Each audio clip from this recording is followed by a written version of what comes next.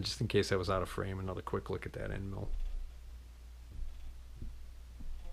Well, these next two items, I was going to just dismiss them as milling cutters, but I thought it was kind of strange that they had such big, substantial shanks and such a short cutting area here, and can't really see them because they've got this coating on them. They must have been recently sharpened, and either that or they're new, never used. But it looks like they've got carbide tips on them. So I decided to Google the really long number that's on here, and lo and behold, came up on eBay. It turns out it's a, I don't know if you can see that, but it's a 1.159 inch carbide tip stubby reamer, 4.5 inch overall length. So that's what that one is, and then this is a smaller version of the same thing. So these are actually reamers, stubby reamers. And then there was this one drill bit. This is it says high-speed Silver and Deming drills. So Silver and Deming apparently is a company name.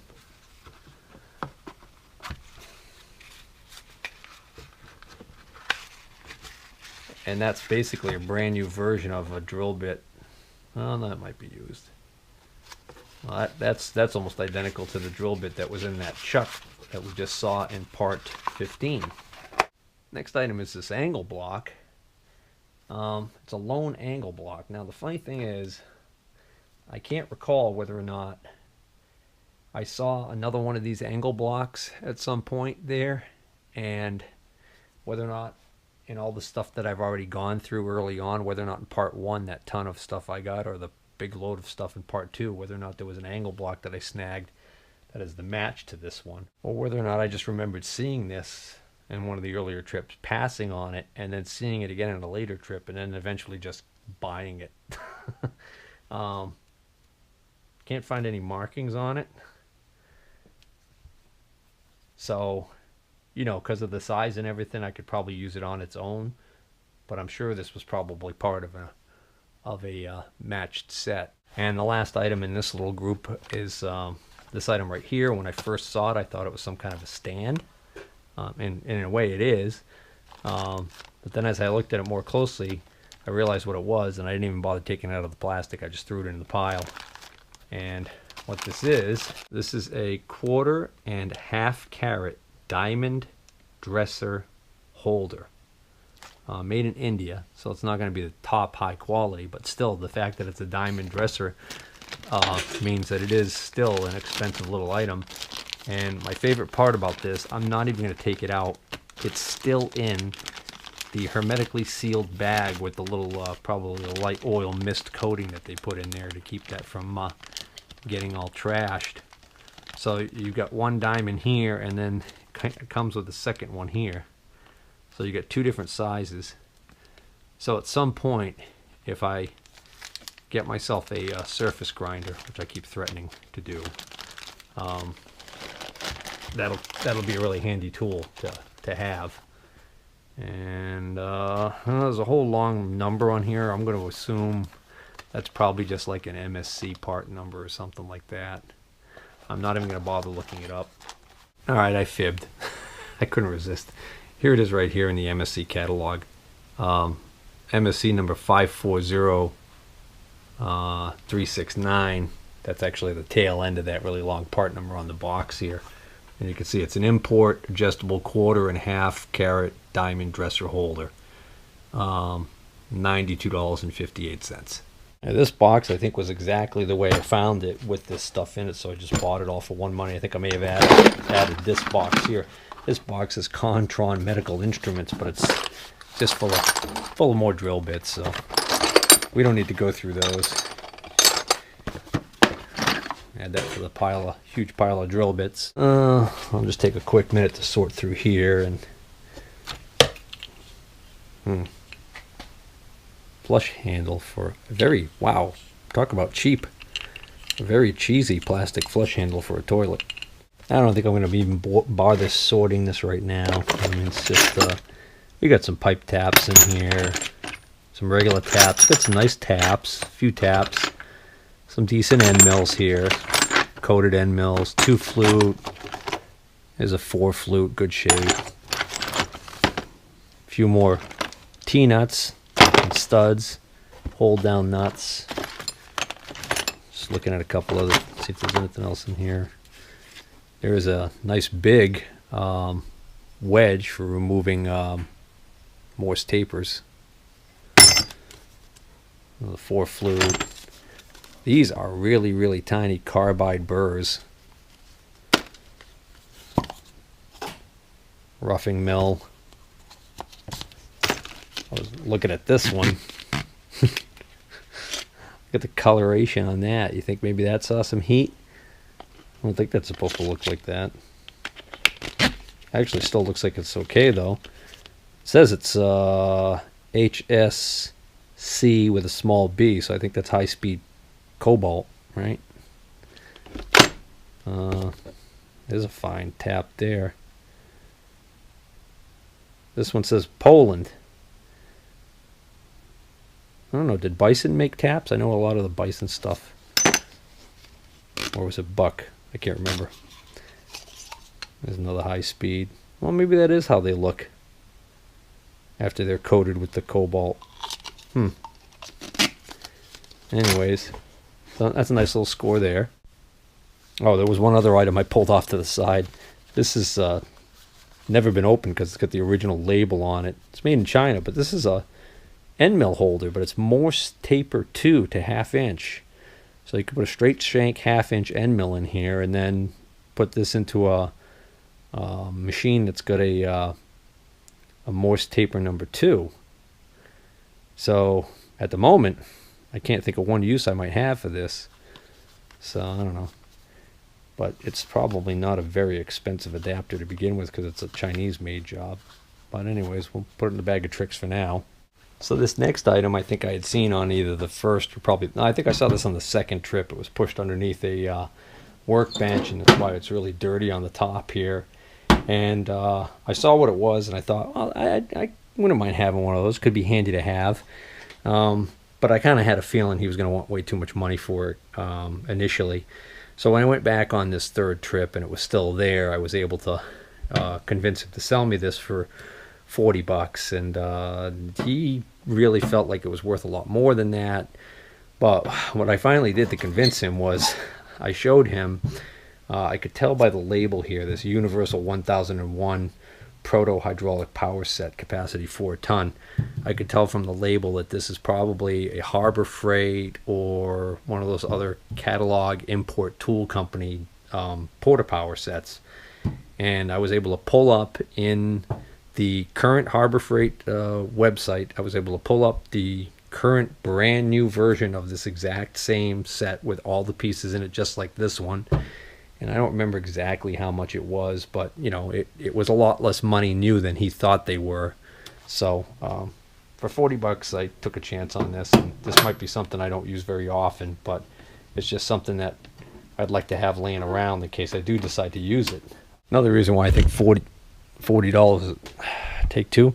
Another reason why I think $40 is more than reasonable is because I don't even know whether or not all the pieces are here. I took a quick look and a lot of the major pieces are here. There's the spreader there, and here's one of the pusher plates. Here's a rubber pusher deal, handle to pump it. So for those of you who don't know what this is basically, it's a small hydraulic ram. This is the hydraulic power unit. It sends high pressure hydraulic fluid through this hose to a small hydraulic cylinder here, and then by using this hydraulic cylinder in conjunction with several different varieties of rods and attachments, you can basically set this thing up between 2 points that you want to spread apart, for instance, or push, and basically straighten stuff. And it, theoretically gives you 4 tons of pushing power or spreading power. So like even like this here, you can get down into a pretty narrow gap with this finger thing right here, and spread something apart. So it's sort of like a really slow Jaws of life, for lack of a better term, for those of you who might know what a Jaws of life is, although that's probably an archaic term now. I'm sure they have stuff that's a lot quicker and better than that these days, or just a modern version of it. But anyways, Universal 1001 Porta hydraulic power set. Like I said, this one, we figured this was 40, and the cart was 75, and so then the balance, I think, if I'm not mistaken, I paid a little over 200 or something like that for the whole lot. So all right, let's go take a look. Let's go take a look at that hand truck. Oh, guys, I actually think I bought this as part of the second trip, and I forgot to show you guys this plate of aluminum, or, well, it turns out it's an alloy, I think, which makes me think that maybe some of those big blocks of what I thought were aluminum that I bought before might also be that alloy.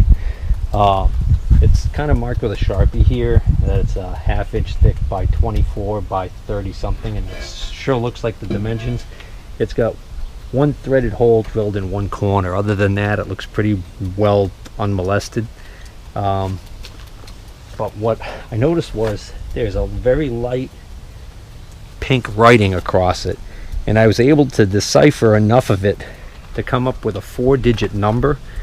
I apologize, but I don't think I wrote it down, and I think now, because I've had it out here for a while, I don't know if I'm going to be able to get it off of here, but essentially when I looked that up, it turns out it's an aluminum alloy that's used in the aircraft manufacturing industry. So I don't know how expensive this would be, but I do see a number 6861, but I don't remember if that's the number that I was able to actually find and decipher. But anyways, this is an interesting aluminum sheet I got for the price of scrap aluminum. So this is the Wesco hand truck that I picked up for 75 bucks, and I was tickled pink to get it because it's going to become, I think, really handy in the workshop if I have heavy items that I want to move on and off of the workbenches, or the mill table for that matter. Right now it's got the Hammond No. 4 grinder on it, which is quite heavy in itself, but this thing is capable. It's got a tag on the back. It's made by Wesco, and it's got a tag on the back. It says it's capable of lifting 750 pounds on that platform. They make two styles of this. This is actually the more expensive of the two, because underneath there it's actually got two legs with casters in the front. So around the back here we've got a foot pedal. It's got a magnetic latch. I guess somebody was tired of it falling down, so they had some tape on there. That's the release to lower the thing. This is the brake right here. So when you pull up on this, these metal discs are supposed to firmly lock these wheels. They're either very badly worn, or this is out of adjustment, so it's going to need a little bit of TLC to get this to work correctly. I'm not too worried about that right now. The main thing is that this does work. I mean, how nice is it to have something to be able to do that? And now with the platform elevated, you can actually see these casters in the front here. They're pretty heavy duty. It's a pretty solid, substantial unit.